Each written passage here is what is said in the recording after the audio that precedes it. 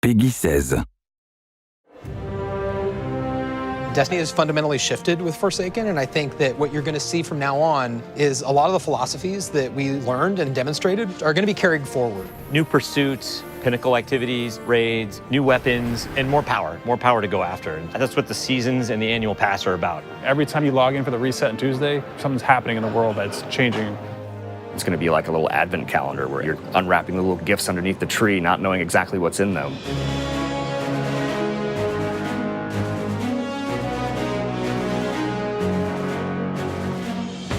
We're not trying to do DLCs anymore. We're not trying to introduce a brand new campaign. Instead, what we want to do is deliver 3 full seasons of content that can last for an entire year and that is coupled with the end game and matches the way players play Destiny.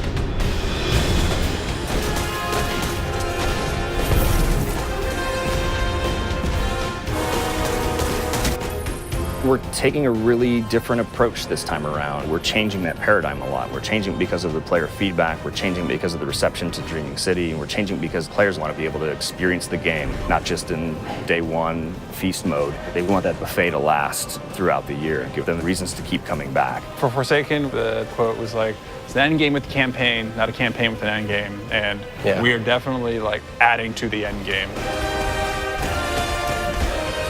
Seasons are really about having content that is available for all players. It's Iron Banner, Crucible, holiday events. But Annual Pass is about having this additional layer of premium content on top of that. The most exciting Destiny is that kind of unexpected Destiny. That is so cool. They like open up portals. We had secrets in Forsaken, and now we want to do more secrets. But we can't talk about those, otherwise They're not it wouldn't secret be that anymore. So the nature of trying to surprise people is that sometimes you're going to land things and sometimes you're not. The Forsaken Annual Pass is about continuing to like take those chances and take those risks and trying to surprise people with the different ways that we're going to deliver content. Dude, this is awesome. It's tasty, nutritious, and delicious. It is dead taken. Whisper of the worm. Heck yeah. Woo, baby. I'm not at 600 yet. I don't know if you are, Nope, but like 580. 580. What are you? Yeah, 564, I think. He went on vacation I went for on a week. vacation, It's fine. so Every season, we are going to be raising the power cap by 50 for all Forsaken owners. They're still going to get new gear. They're going to get to raise their power to improve their Guardian. For the Annual Pass, we want to provide a new way for you to pursue the end game. So in Season of the Forge, that's going to be the new Black Armory forges and a new Horde mode-based experience.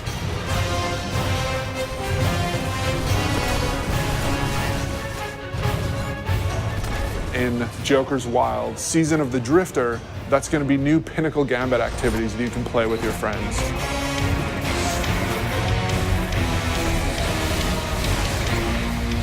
And then in Season 7, the focus is really on discovery and subversion and exciting new secrets that we can't wait for players to discover themselves.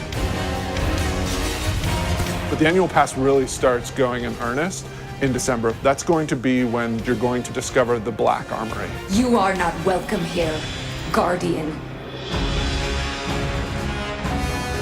Ada is representing the Black Armory, a faction that you've never heard of before. The Black Armory is all about mystery. They're all about being the ultimate weapon crafters. Ada has been keeping the secrets of the Black Armory since the Golden Age, trying to keep them away from prying eyes of the Vanguard. Keep them away from the prying eyes of the Vanguard. She doesn't really trust Guardians, but some of the secrets have been lost even to her. She needs you to go out into the world and hunt down each forge. Reclaim it, reignite it, and build out the arsenal even further. You will have to push back waves of enemies so that you can actually get your components into the forge and manufacture your weapon yourself. You are the blacksmith, and you are forging those weapons. Yeah. Like sci-fi meets magic. We've heard players asking for matchmaking and activities. This new Forge activity delivers on that. We're trying to address the challenge with like Escalation Protocol and Blindwell, where we know you want to play with people, you want to matchmake with them, and so this is our first step into solving that problem.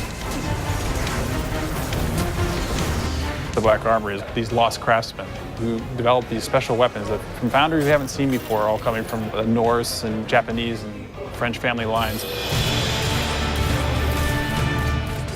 There's 3 families that were involved in the Black Armory. You can definitely feel the theming in those weapons and the backstories and how they came to be and the roles that they perform.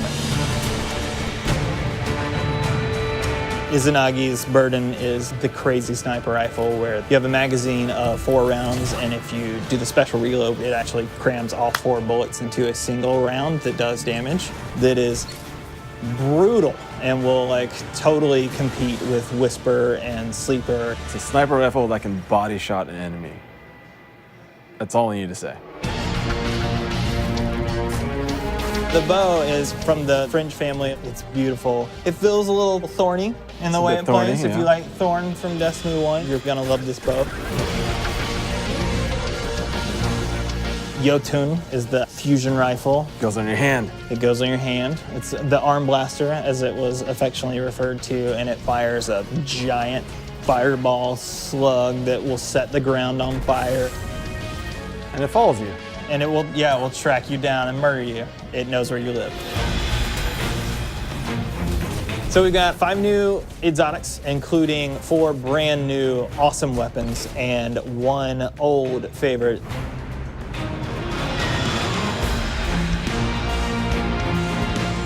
We have new legendaries, including the returning archetype of the machine gun.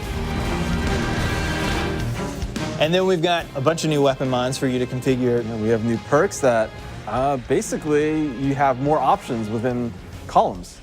You have more options within columns. If I had like Rampage and then Dragonfly, I could choose to pick between them. Yeah, you can choose. You can choose. In Black Armory, it's about new weapons, new activities, and doing all the pursuits to get more powerful to go into the raid. We're gonna mix it up. We're gonna go in the city. Like, we've never done anything like that before, and it's awesome. And you drop straight into this old part of the city that you haven't ever been in because it's been off limits. It's about the unexpected. It's got vehicles. It's different in a very refreshing way.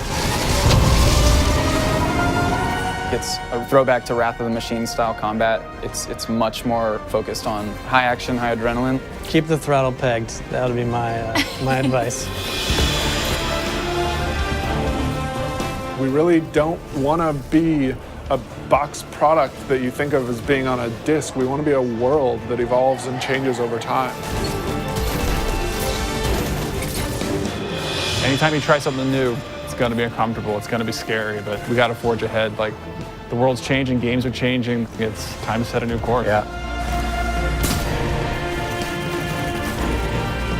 We don't want to play it safe. We want to take risks, and we want to have this annual pass explore some of these areas that we haven't done before. We think that started with Forsaken, and we liked what we did, and we want more of it.